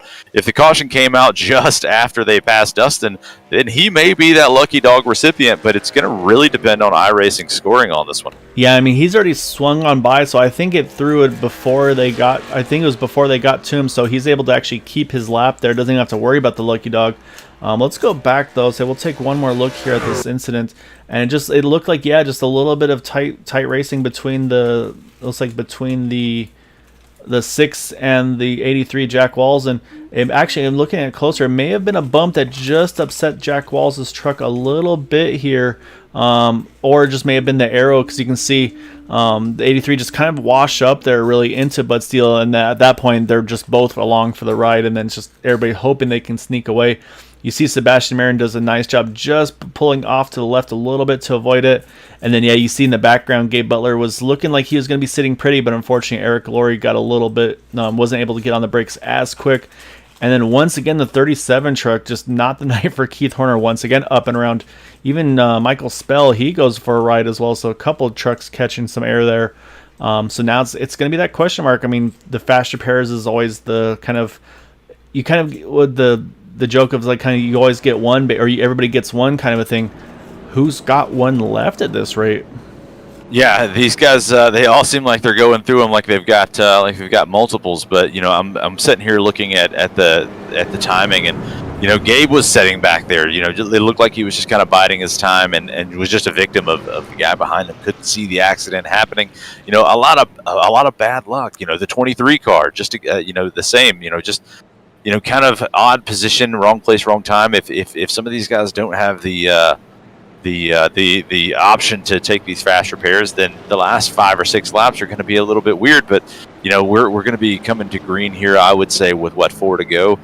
How are we going to be doing on fuel for these guys if we do have a green white checkered as well? Yeah, that's going to be the question. Is does this caution here put people maybe in a better green-white checkered situation? Like I said, the two I had the biggest question marks were Patrick Groover and the 83 of Jack Walls. Obviously for Jack, it's kind of a moot point now because he was involved in it. But actually, I'm looking at Todd Siebel's, Randy Miner. They're in the same boat. They had about 9-second pit stops for those guys. So same thing. They're probably sitting at a little bit less fuel. I feel like for Donald Sadusky, Sebastian Marin, they're probably in a really good spot. They had about those 11-12 seconds pit stops, which to me says 2 cans or a second can of fuel went in. But the ones that were able to plug in just that 1 can, like we talked about just a little bit earlier before the pit stops happened, that's going to be my big question mark right now. As I say, we got a lot of drivers also just getting surfaces done to their cars here as well. You've got JD Crow still sitting in the pits. BK Anderson's down in there. Bud Steele in the 6 truck. Michael Spell. Say just a lot of damages having to be repaired. Gabe Butler, I think he had to take that fast repair there, if I'm not mistaken. We'll try to look at the back of that truck. But again, stuck a lap down, and now he's going to have even more company back there. as I believe it's going to trap a handful of trucks here, one or more laps down. So, and that's going to be a quick restart. So it's going to be, this could be a tough points night for that one. Yeah, looking at the cars that are going to be, taking the green flag here in a few laps, I almost think I'm looking at a zoomed out Bristol race or a Martinsville. There's so much ruffled sheet metal in this field right now, and it's just kind of an interesting dynamic. I don't think I've seen this much action at Talladega in quite a while. Yeah, definitely some wrinkled fenders in various locations. But as I say, as long as you can draft, I mean, that's all that matters for a lot of these guys. So drivers that are one lap down, though, I believe will kick off with Robert DuPont in the 07. And then we mentioned Gabe Butler in the one truck, of course. But then I think also in the same, I think they're still sitting in pit road, so maybe a non-issue. I see Bud Steele being one of those as well. So I say for Bud, he still sits on pit road. Michael Spell on pit road as well still. So it actually might still be between just two trucks, being now the 07 and the 1, as unfortunately we mentioned as well, the 37 of Keith Horner being involved in it. And I think also may have been, it looks like that's put him out of the race as well. So yeah, we're down to, looks like 17 trucks left on track. So started with 27. So we've lost 10 trucks here. So yeah, definitely a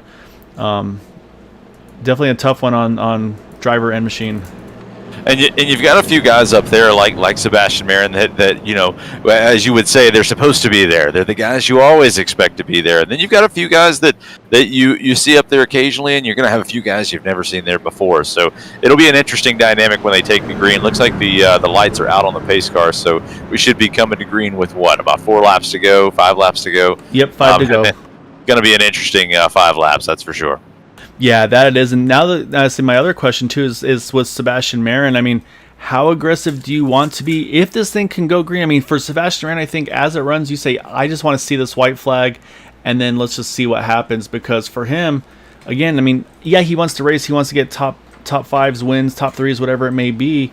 But in the grand scheme of things, I mean, realistically, in my opinion, he's racing that one truck. So that one truck right now sits in 14th position. You're in 3rd. I mean, that's a big points night for you. So, of course, you want to win, but I'd say you probably need to be a little more cautious about maybe some of the moves you make towards the end of this one, just to kind of get home in one piece and have a good result. Yeah, it looked like a few guys there might have been showing their older tires. I saw the 45 truck kind of dancing around when they got under throttle, just not hooking up, not a lot of grip. And these cars, they at Talladega, they're kind of streamlined and made to go at high speed, but getting up to speed can be a little bit of a chore. So right now we're kind of ironed out back to single file, but that is not going to last long. These guys are going to rebuild this second line. Yeah, I'd say once the momentum starts to shift, I'll say you'll start to see those drivers move to the top side, try to kind of, you always want to be the leader of that middle groove, in my opinion. I mean, I think that's going to be the place to be to try to make a chance to get that win. But that being said, I say if you get 2 solid trucks on the inside line, which right now being Patrick Groove or Sebastian Marin, they're going to be 2 very difficult trucks to pass right now. But you look at that second truck on the outside line. That's Donald Sadusky. As they say, that contact between him and the 101. And it looks like they're going to hang on to it. So we will stay green here. Unfortunately, though, the driver that's going to get the brunt of that is going to be that 101 of Randy Minor. He's having to try to loop it back around. I think, again, just really aggressive drafting there. Say we won't go back because obviously only 4 to go here. Want to keep an eye on what's happening up front, but that's just terrible for Andy. Put himself in position and unfortunately gets caught up in something there towards the end. Yeah, it was kind of hard to see. I went back and looked at it. It was hard to see if he just moved up the track or a little bit of wiggle, maybe a little bit of aero push there. But unfortunate, making a little bit of contact, and he was the unlucky one that in the end of that. And so with all this going on, I mean, I'm looking again at 07 Robert DuPont. He still sits in front of the one truck of Gabe Butler, and by a pretty comfortable margin. Gabe just doesn't have the momentum he needs right now. But the person that does have the momentum right now is Robert Rock. And as soon as I say that, you say if you're that 45 truck, or sorry, if you're the 171, you want that 45 truck to just stay completely glued to your rear bumper here, because any separation like you just saw, it's going to be enough to kind of kill that momentum. But here comes the outside line. You've got Dustin Lam now working the third line. Gabe Butler, I think he's just going to go wherever he has the opportunity to there. Actually, I'm sorry, that's the 5 of Nicholas Lam. Apologies. Dustin's right behind him. So Gabe's going to try to see if he can work with his 5 truck. 1, push him towards the front, and 2, get him around that 07. Yeah, you've got a lot of guys that are trying to, work a few different strategies. Right now, Gabe's just trying to get into the lucky dog spot just in case something happens and hope that he can get by clear. But, if I'm the 171 there on the outside, on the second group, right now my focus, this is probably a little bit of an odd way of thinking of it, but my focus is just stay on the quarter panel of that 23 car of Sebastian Marin. He's shown himself to be dangerous if you let him get in front of you, and really, really hard to pass. So, I think you stay in position at this point and see what you can get, and then just make your action happen on the last lap. But it looks like that 171's getting a good push, so he may not need to worry about staying in front of the 23 car for sure. Yeah, he's getting a great push from Todd Siebels, and I'm saying right now, like I said, for Sebastian Marin, he probably just wants to see this white flag. That way, he knows that one truck will stay finishing a lap down. Because I say if there's yellow right now, like I said, he's in that spot just barely. But right now, looks like they're going to kind of hang on to it here. So I will say, they just got to get through the trial over here. Everybody starts to squeeze a little tighter. But looks like we're going to get to the white flag. So we've got one to go here at Talladega. Robert Rock just a nose ahead there at the line. But it's all about who has the right push at the right time. And right now, the momentum is starting to shift back to that 0-1 of Patrick Gruber. Yeah, the low line is starting to fall apart a little bit. Only 3 cars there. The second line's got 4, and it looks like that third line is going to start gathering a little bit of momentum as well. So here we come. We've got a lap car here, and they're going to pinch him down. It looks like. Oh, that was close. Had a Kevin LePage moment there for a second, but we got a little bit of contact as well. Oh, the one gets in the back of the 5. They go around. That's going to start to shake things up. This could be a really good opportunity now for that 23. But you see the 171, he's going to give that truck no room on the inside line there. He's going to keep him pinned low. And now it's the 45 trying to push that 171 of Robert Rock towards the front. And at the line, it's going to be Robert Rock getting the win by pretty much a truck length. But then it was just thousands between Todd Siebels and Patrick Gruber. And it looks like it's going to be Sebastian Marin drifting through the infield here to grab the 4th position. And I say, don't know. He's got to be careful. I don't know what the incident point situation was there either, but it's going to be Sebastian Marin 4th, and then the championship, Gabe Butler in the 12th position. Yeah, it got so tight going into turn 3. Everybody was jockeying around, and it actually looked like just a bad push there. Gabe got into the back of the 5 truck and just got him into the wall. It's so easy to get a little bit misaligned with these bumpers, and just push it too hard there at the end, cause that accident. However, the driver that's not worried about any of that right now, we're watching him as he comes through the start-finish line here, or through trial, I should say, to the start-finish line, is going to be that 171 of Robert Rock. Also, again, one of our playoff contenders, a big win for him, as he's just going to go make some laps, I think, as they just make sure it's like, hey, I'm gonna go an extra lap just to be safe. So while he does that extra lap, we'll go ahead and pull up our final results for tonight's event. And it's going to be, once again, well, let's actually cycle it back to where we should start. There we go. Robert Rock winning by just under a 1/10 of a second over Todd Siebels, grabbing 2nd. Patrick Gruber was leading going into that final lap. Just unfortunately, like I said, everything kind of got crazy at the end, and he lost some of the momentum he needed. He grabs 3rd. Then you got Sebastian Marin again, our points championship contender there in 4th. And then Jimmy Reynolds, like I said, I think relatively new to the series, but does an awesome job just right off the bat here. He gives himself a top 5 to kick things off. Dustin Lam, talked about him making some strategy calls, staying out at one point in the race, and he was up front for a good chunk of that one. Oh man, I don't think you could cut it any closer to the inside wall there. That's some practice done well there in that 171 truck. But then you've got Randy Minor in 9th. Nicholas Lamb rounds out our top 10. 11th through 18th, you've got Robert DuPont, Gabe Butler, Michael Spell, BK Anderson, Derek Gilray, JD Crow, Bud Steele, and Jack Walls. And we'll get to our final results here as well. So Keith Horner 19th, Bob Fitzgerald, Joe Delavecchia, Gary Slipinski, Dean Wilkinson, Seth Gruber, Jeff Lamb, Chummy Miller, Michael Howlett, and Noel Coers. And so I think we got some happy helpers there too. Todd Siebels kind of joining the party with that 171. But man, I wanted to go back. You got to take a look at this one more time here, Brandon, because that 171 truck, I've never seen that kind of a burnout, or not a burnout, but a grass slide there. I mean, he cut that thing the closest I've ever seen someone do that to not hit the inside wall here. So we're going to take a look at that one a little closer. Yeah, definitely a little bit of talent. I needed to take notes and learn some lessons there. That was pretty sweet. Now, saying if it wasn't intentional to cut it that close, he'll claim it was, because, I mean, why wouldn't you? I'll say he's going to kind of buzz the tower, if you will, for that pace car. Just misses the pace car. Just misses that inside pit wall. That's some impressive sliding there. So I don't think you could do that twice if you tried, but definitely a very, very happy Robert Rock getting the win here tonight. But we're going to go hunt down some of our top 3 drivers to chat with tonight. And we're going to start things off with our 3rd place finisher. So I got to find that white flag. To say everything changed once we got to that white flag. That's going to be Patrick Groover. So let me hunt Patrick on over here. There he is. All right, so I'll bring Patrick on in. So it was looking good for you and Seth there for a little while. And then I'll say just kind of felt like nothing went right there. And then I'll say you were in a great spot there. You had Sebastian Marin behind you, coming to the white coming to the white flag. And then it all kind of kicked off to the back and to the side of you. It looks like it really cost that inside line momentum. But man, Brad and I were talking about it. It seemed like it was really, really ramped up this race, maybe even more so than others. Did it feel like that behind the wheel? Because I mean, it was you guys were going after it tonight.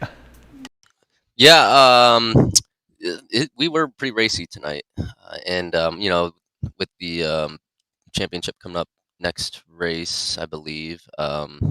I think everybody wants to get good position there. Sebastian, he's in it. So, but yeah, that second line there with Todd pushing Robert, Todd did a good job pushing him. So Robert got the win. Did you feel like you were pretty much just going to be committed to that inside line, or one of those things like if you had the opportunity to maybe try to control either the middle or the third line should the opportunity arise? Did that have any thoughts, or was it pretty much try to basically make him work the outside of you and use that yellow line to your advantage, just kind of hope that you got the right push at the right time? Yeah, I had a good pusher, Sebastian, behind me, so I was pretty keen to stay there. I did have one chance to go up and block Robert, but I wasn't quite sure if I wanted to take it or not. So I was kind of just hoping that bottom line would work. Yeah, I mean, it definitely was close. I say it was, like I said, I mean, coming across the line to take the white, I mean, you guys were thousandths of a second apart. So even your mom was noticing, like I said, during the race, a lot of dancing time was the phrase she used, which was spot on. Like I said, there was definitely a lot of movement, a lot of side to side. I don't know if any of it maybe had to do with the new build, or like I said, just maybe some of the everybody ramped up a little bit, knowing what's all to play for here pretty soon, but. Still, I mean, a great job for you tonight. I said 15 spots gained to grab that 3rd position. Saying you and your brother have definitely been showing that you guys are going to be ones to watch throughout the course of these seasons, kind of coming in with pretty much just a full head of steam there. So just hats off to you. Saying I see the new paint scheme and new logos on the truck there as well. So definitely want to give you the floor for thanks and shout outs, and I say because it looks like you got some good associates there to add on. Yeah, appreciate it. My brother, he's always. We work well together. Appreciate him. He got wrecked out, but and my parents for watching, and thank you guys for broadcasting. And Area 51, they do a great job hosting. Great job, man. Like I said, one more to go next week before we get to the Christmas New Year's break. So definitely look forward to seeing you. Hopefully, be part of that one as well. Because I say we definitely at this point, I'd say it's only been a few races, but we pretty much expect to see you week in and week out. So great job tonight, man. Look forward to catching you in one more next week. Appreciate it. Thanks. All right, that's going to let us jump over to our 2nd place finisher, and that is going to be the number 45 of Todd Siebels. So we'll jump on back and grab Todd over here and get a chat with him. All right, Todd, I say we've seen the strategy before from you. You say you pull it off once again here tonight. 21 spots gained from your starting position. All right, I see you brought me in the booth, and I can't hear a thing. Doggone it. So we're gonna work our technical difficulties out here a little bit. So we'll give Todd a second here. We'll keep a look at this nice number 45 truck here. But I say while he's working on it, though, do need to mention though is the highest climber Brandon tonight. 21 spots gained. Dustin Lam. How's that? Can you hear me? Yes, sir. I got you. You got us. I can't hear you. Nope. Still working on it. I think I'm just really good luck. It's these closing interviews and me with the microphone. It's you're just bound to have some kind of action going on, whether it's me or someone else. Is that better? All right, we got you. Do you got us? I do. Sorry about that. Oh, it's all good. I know you. I say with VR especially. I know you race with VR. So I say there's always a little bit of adjusting for which things work where. But we're just commenting. I say you always kind of have that game plan. I feel like where it's like I'm gonna start towards the back, kind of take it easy, wait for my opportunity, and then I'm gonna start to go. I say this season, it just seems like if the incidents have happened, you've found your way to get involved in them. Unfortunately, tonight though, not the case here. Say you were in a great position there. You got lined up with Robert there, and I say not sure say with you and the 171. Were you guys official teammates, or just kind of working with who you could work with here tonight? Yep, he and I are teammates. Randy Miner, Dean Wilkinson, we're all in the same group. Dean had internet connections. Randy got taken out the last incident in the tri-oval. And Robert is relatively new to our team this season, or maybe the latter part of the last one. But he always seems to find himself in the top 10, and he's just really done a great job. And I was happy to be there behind him. I didn't really know if we had any chance to get him up all the way and just stay in the front. I got some damage halfway through the race and took 30 seconds to repair it, and I just wanted to save it. But fortunately, truck ran well. We were able to keep him up front, and it all worked out. I'm really proud of Robert. Yeah, so I would say that being said, though, I mean, we can't give him all the love right now because I mean, I say it took a lot for you as well to put yourself in that position, and I say it's something Brad and I talked about. And what I was looking right now is you kind of just squeeze through that wreck on coming through 3 and 4 on the inside line or on the outside line, I should say. But yeah, I mean, like I said, you were able to do exactly what you needed to. It's kind of the same thing we talked to Patrick about too. It just seemed like everybody was maybe a little bit more ramped up tonight. It seemed like I don't know if it's like I said, maybe the new build, maybe the trucks drove a little differently, or was it just kind of the knowing that the season's got 2 to go now, 1 to go, of course, after tonight, that maybe just got everybody up, maybe just that little extra riled up compared to normal. I think you're being too kind. I think people are too much in a hurry. If you got 2 cautions in the first 10 laps, it's ridiculous. Our last 2 races were caution free.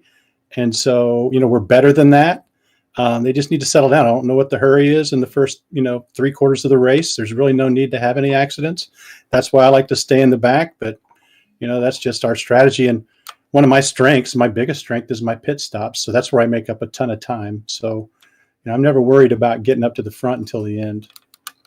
Yeah, and actually, the pit stop is actually a great thing to mention because I did want to ask you about that as well. As we were noticing the pit stop time between you, I think yourself and Patrick Groover had some quick pit stops. Some of the other drivers, I think, opted, I'm assuming, to take a little more fuel.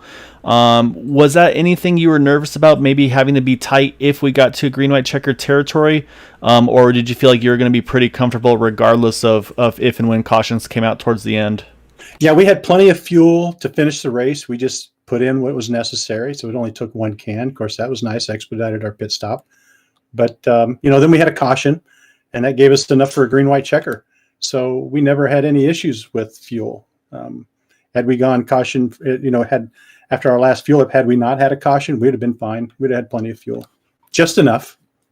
And so, yeah, you always love when the plan comes together. I say it worked out really well for you there. But I mean, yeah, just an awesome, like I said, it was definitely an aggressive one. But say when it came down to it, say for you to be able to lock on with your teammate, like you said, and yeah, you're exactly right. I mean, you had 3 of you guys right in a great spot there. Unfortunately, Randy Miner getting some contact on the through the tri-oval, sending him down into the infield. So of course, not bringing out that yellow, which is another kind of a thing too. Or some of those, there was at least one early incident where kind of questions like, man, how is that not a yellow, until it finally did get thrown there. But just overall, I mean, just an awesome job for you tonight, Todd, as well. Like I said, working with your teammates and keeping yourself as well in contention there at the end. So definitely want to give you the floor here, sir. Any thanks and shouts you'd like to give for that second place tonight? Well, I appreciate that. I'm thankful to get second because those boys on the inside, those guys are some tough competitors. So I really didn't think I'd be able to squeak out a second. I was really hoping to get a third. Then we had the guys on the outside. Then we had the little wreck issue, so that cleared that up. But I'd like to thank my boys at TWM Motorsports. Definitely Area 51, such a great group of guys. It just gives you a lot of confidence running through here, and very few accidents out there. And want to thank Green White Checker. You guys do a great job. I appreciate you. And it's just an honor to be here and on the podium and be able to talk to you folks. Yeah, it's always a fun job to be able to do that with you guys. And yeah, I mean, say I say it's good, of course, as they get 2 out of the 3 podium finishers being TW Motorsports drivers in the Area 51 TW Motorsports Super Speedway Truck Series. So I get to represent the team a little bit there as well. So yeah, just awesome job tonight, man. Enjoy that one. Look forward to seeing you next week for our season finale. Well, thank you. And hey, I'm really proud of Robert Brock. Congratulations, buddy. You deserve it. He's in the championship, so hopefully this pushes him up closer to the top. Yeah, so it's been fun to see what the points look like. I saw him chat in the chat saying his Discord went out, so we'll find out. Hopefully, we'll get to have a word with him as well, because you always want to get those winner interviews. So we'll see if we can get him. Otherwise, we'll figure it out from there. But yeah, just awesome job tonight, Todd. That had the trouble. Oh, okay. I'm just a loose nut behind the keyboard. I think that's what the problem was. So we figured it out. Thanks, Gail. No problem. Good job, man. Thank you, sir. All right, so that leaves us with our race winner, Brendan. That is going to be Robert Rock. And I don't even have to rewind this thing because he did a couple extra victory laps there before. And I think what we got to bring up first, I think, is going to be that victory slide there. How much plan was that, and how much is there some pucker factor when you're looking at that inside wall coming at you pretty fast? Because, man, if that was planned, you've got some rally racing in your future, sir.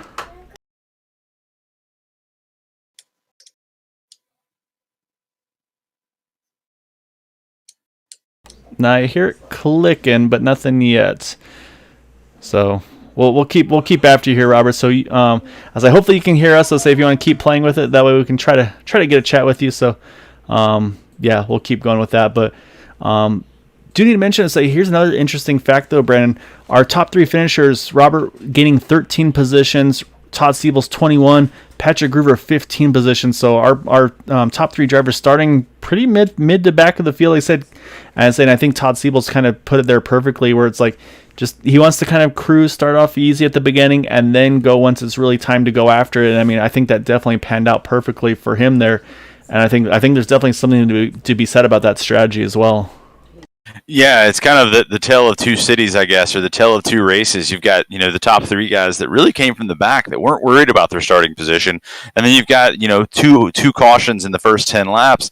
That would speak to the other way. That would worry me if I was starting in the back. But, these guys up front, they knew how to pick through the traffic and pick through the danger, and they just knew how to put their trucks in position and be, where they needed to be at the right time. Yeah, exactly right. So Robert, I don't know if you're still working on your Discord, but feel free to start kind of interrupting us if you get the opportunity, because if it's working, we'd love to hear from you. But that being said, though, we do have the points updated here, Brandon, and man, it's going to be a tight one going into that finale. So with everything that went on, it's still Gabe Butler. He holds on to that points lead, but it's only a 4-point difference now between him and Sebastian Marin. And Todd Siebel's, remember he mentioned, is like, hey, maybe that win's going to kind of promote Robert Rock into the mix as well. He is up to third, 8 points out of the lead. So at this point, I would say it's really a 3-horse race between Gabe, Sebastian, and Robert here, because then 4th place is 27 points out. So I think it's pretty much, I would say, I feel like 27 is going to be a really tough ask to be able to get that over the course of one race. So I think it's going to come down to Gabe Butler, Sebastian Marin, and Robert Rock for our most likely for our series champion here next week at Talladega. Yeah, I was kind of watching Gabe there on the last lap, and Robert, I see you keying up if you can get your mic working, just key in and interrupt me here. But I was watching Gabe on the last lap, and for most of that lap, he was in front of the 07 of Robert DuPont, and I just worry for him that coming down to the last race, every point could matter. So that one position that he was in front until that little bit of contact there in 3 and 4, hopefully that one position doesn't come back to bite him. Yeah, exactly right. So, like Brandon mentioned, Robert, hopefully, if you want to give it a try one more time, see if maybe we got you. Hopefully. Yeah, I see you keying up. Yeah, still no voice going through, unfortunately. I'm going to throw one more thing at you, Brandon. I'm looking at the overall results. There are actually no 0 incident drivers throughout the race here tonight. Our lowest incident point was actually with 2 points for Sebastian Marin, so no driver able to capitalize on those 3 bonus points for an incident-free race. So that as well, I mean, that's pretty wild in itself to, like we said, how ramped up was, maybe how aggressive it was. So the fact that we had no drivers tonight to be able to have an incident-free race to kind of get those bonus 3 points to go towards our championship hopes. Honestly, that's really not surprising after the race we've seen tonight. I had to play a little bit of catch up because it feels I came in late, but I was kind of fast forwarding the YouTube channel, during the race and kind of watching that as I went too. But just even in the second half of the race, there was a lot of contact, a lot of people moving around. You've heard some of the other drivers earlier mention that maybe there was some frustration there with how impatient the pack was. But the idea that there was that no drivers with 0 incident points, not totally surprising. I would be curious when Sebastian received his incident points, just because of that little spin off into turn 1 after the checker flag. But a lot of contact tonight. Not the cleanest of race from these guys, but a lot of action, and I'm sure that the guys watching at home sure had an entertaining evening. Yeah, exactly right. And yeah, unfortunately, still no luck on that either, Robert. Not sure I say it's obviously the key up buttons. It's something on the microphone side, but say worst case scenario, what we'll do if we can't get you here tonight in just a little bit, we're gonna hunt you down. You're gonna be our pre-race on next Thursday to get a chat with you, because definitely got to celebrate this. I believe also maybe his first win with the Area 51 Super Speedway Truck Series as well. So I'd say it's always big and always fun to get these Super Speedway wins, because it's definitely not an easy task to do for these guys. Yeah. So the button's working, but the voice is not. So, Robert, I apologize. Like you said, I would love to. We'll get an interview with these. Like I said, we'll work it over with you next week before the finale at Talladega. But yeah, definitely. That being said, man, really want to congratulate you on getting that win here this evening. Like I said, getting that win and jumping way up into the points battle now as well. Like I said, 8 points now out of the lead behind the 1 truck and the 23 truck. So. Definitely looking forward to seeing you battle out for those guys, see if you can snag that title. Apologies for the background noise. But yeah, so Brandon, I appreciate you hopping in. Matt, I know you've been hanging out here too, so I appreciate you sneaking in a little bit as well, man. Yeah. Always a pleasure. But yeah, so everybody that's watching us, I see a lot of people in the chat. Like I said, Karen Gruber, Dean, Muff, Jack joined in at the end. I think JD Crow as well. So really appreciate all of you guys watching, supporting us here at Green White Checker TV. Love being able to work with you guys with the Area 51 Racing League. It's always a blast. And yeah, it's crazily enough. I say we've got one more to go. Here on Tuesday, here on Thursday, and of course Max Speed TV on Monday and Sunday nights and Monday nights. Say they're coming into their final races as well. So pretty much championship week is going to start next week here. I believe it actually starts on Sunday, if I'm not mistaken, with the Super Speedway Xfinity Series. And then of course Monday the Next Gen Series. Both of those races on Max Speed TV, and then of course back here on Green White Checkered for Tuesday Indy and Thursday Super Speedway Truck. So Brandon, Matt, thank you guys, as always, a pleasure. Robert, definitely got to thank TJ Travels, and yeah, of course, like I said, the TW Motorsports partnership as well. So, like I said, yeah, great organization, great teamwork there with you guys. Yeah, I appreciate you chiming in there, Robert, on the YouTube chat. You're right though, TJ Travels, they like to definitely chime in and support you guys as well. So, it's a lot of fun, a lot of great partnership, a lot of friends. It's just a blast. So, yeah. From all of us here, thank you so much for watching. Happy Friday Eve. We will see you back on Tuesday here at Green White Checker TV. But of course, like I mentioned, Sunday night, Monday night, Max Speed TV. Got some more racing to go at Area 51. So until then, thank you all so much for watching, for supporting, and we will see you all in a few more nights. Till then, take care.